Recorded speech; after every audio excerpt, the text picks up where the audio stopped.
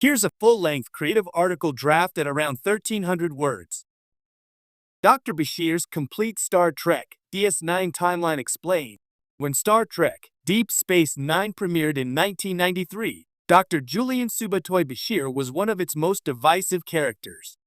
A young, arrogant Starfleet medical officer fresh out of the academy, Bashir often rubbed his fellow crewmates and audiences the wrong way. But as DS9 evolved into one of the most complex and ambitious entries in the Star Trek franchise, so too did Bashir. By the time the series concluded in 1999, Dr. Bashir had become one of the most layered, fascinating, and morally conflicted figures in the galaxy. From his humble beginnings as an eager doctor on a frontier space station to the shocking revelation of his genetic engineering, and finally to his role as a spy entangled in the grayest corners of Starfleet politics, Bashir's journey is one of Star Trek's most underrated arcs. Let's break down the complete timeline of Dr. Bashir's story on Deep Space Nine, and why his evolution matters so much in the greater context of Star Trek. Early life and genetic enhancements. Julian Bashir was born in 2341 on Earth to Richard and Amsha Bashir. From a young age, Julian struggled with learning difficulties and developmental delays, leaving his parents deeply worried. When he was 6 years old, they made a controversial and illegal decision. They had him genetically enhanced.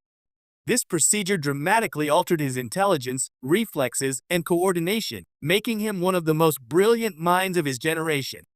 But it also carried a stigma. In the Star Trek universe, genetic engineering had been outlawed after the devastating eugenics wars led by Khan Noonien Singh in the 20th century. For Julian, the procedure created a lifelong burden. He was forced to live a double life, the brilliant doctor and officer everyone admired, and the man who constantly feared exposure. Julian himself wouldn't learn the full truth until later in life, when his secret finally came out in Season 5's Dr. Bashir, I presume. But even before that revelation, his deep empathy for outsiders, patients, genetically different individuals, even the enemy, hinted at the insecurities hiding beneath his polished exterior. Arrival on Deep Space Nine 2369. In 2369, Bashir graduated second in his class from Starfleet Medical and accepted an assignment on the remote space station Deep Space Nine. His reasons were revealing. He wanted to practice frontier medicine, where the challenges were greater and the outcomes more meaningful. Upon arrival, Bashir's brash personality immediately stood out. He awkwardly flirted with Major Kira, irritated Chief O'Brien with his arrogance, and displayed a near childlike enthusiasm for adventure. Yet his skills as a physician were undeniable, and over time, his colleagues came to respect his dedication. In the early seasons, Bashir was often paired with characters like Jadzia Dax and Garrick, relationships that would become cornerstones of his development. His dynamic with Garrick, in particular, transformed Bashir from a naive idealist into someone willing to question morality, truth, and the darker layers of politics in the Quadrant. Friendship with Miles O'Brien. No relationship defined Bashir more than his unlikely friendship with Chief Miles O'Brien. What began as mild irritation between the station's engineer and its doctor blossomed into one of Star Trek's most authentic friendships. From racquetball games to holosuite adventures, their bond became a steady emotional anchor for both men. Episodes like Hippocratic Oath, where they clashed over how to treat Jem'Hadar soldiers, and Hard Time, where Bashir supported O'Brien after years of simulated imprisonment, showcased the depth of their connection. Through O'Brien, Bashir shed much of his youthful arrogance and became more grounded. Their banter, loyalty, and mutual growth made them arguably the best romance in Star Trek. The Dominion War and Medical Ethics. As the Dominion War loomed, Bashir's role as a doctor became more complicated. The Dominion's genetically engineered soldiers, the Jem'Hadar, mirrored aspects of his own secret past. Bashir's compassion drove him to try to help them, even when others saw the Jem'Hadar as irredeemable killing machines. His ideals were tested in Hippocratic Oath, when he tried to cure Jem'Hadar of their addiction to Ketracel White. Later, during the war, Bashir often found himself treating both allies and enemies, pushing him into thorny ethical debates about the role of medicine in wartime. The war also hardened him. While still deeply committed to saving lives, he became less naive and more pragmatic.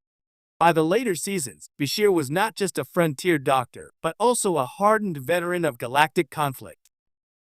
The Genetic Enhancement Revelation 2373. One of the biggest turning points in Bashir's timeline came in Season 5. In Dr. Bashir, I presume, Dr. Louis Zimmerman, the creator of the EMH, chose Bashir as the model for a new long-term holographic program. But the project's publicity unearthed Bashir's darkest secret. His parents had him genetically engineered. The revelation nearly destroyed his career. Starfleet regulations banned genetically altered individuals from service, but Sisko and his crew fought to keep him on DS9. Ultimately, his father accepted prison time to protect Julian's position. This storyline reframed Bashir entirely. His perfection, his brilliance, his reflexes, his medical expertise wasn't simply natural talent, but the product of a controversial procedure.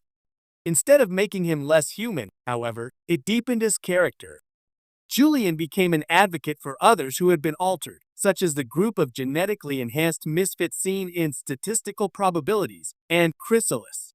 Thematically, Bashir's arc forced Star Trek to confront uncomfortable questions about human advancement, ability, and fairness, issues that resonate even more today. Espionage and Section 31. If Bashir's story had ended with the war, he would already have been a standout character. But DS9 pushed him even further by pulling him into the shadows of Starfleet itself. Beginning with Inquisition, Bashir encountered Section 31, a secret, autonomous intelligence organization that operated outside Starfleet law. They recruited him, against his will, to assist in covert missions. The ethical dilemmas were profound. Here was a doctor sworn to save lives being manipulated into espionage and assassination plots. Bashir's clashes with Section 31, particularly his rivalry with Operative Luther Sloan, showed just how far he had come from his days as an eager young doctor. No longer naive, Julian became one of the few willing to stand up against Starfleet's darkest impulses, exposing the contradictions within the Federation itself. By the series finale, Bashir was still entangled with Section 31, leaving his future uncertain but undeniably altered. His involvement tied him into one of the most morally complex narratives in all of Star Trek. The end of the Dominion War and farewell to DS9. In the final season, Bashir faced some of his greatest personal and professional trials. He lost friends in the war, watched DS9 change hands multiple times, and endured betrayal and loss. Yet he also found love, developing a deep relationship with Ezri Dax after Jadzia's tragic death. When the Dominion finally surrendered in 2375, Bashir was still stationed at DS9, his friendship with O'Brien strained by Miles' decision to leave for Earth. But the finale, What You Leave Behind, made clear that Julian had become a fixture of the station, a man who had found a home among its diverse crew and chaotic politics. Bashir's legacy in Star Trek. Dr. Julian Bashir's timeline is a masterclass in character development. Across 7 seasons, he grew from an arrogant,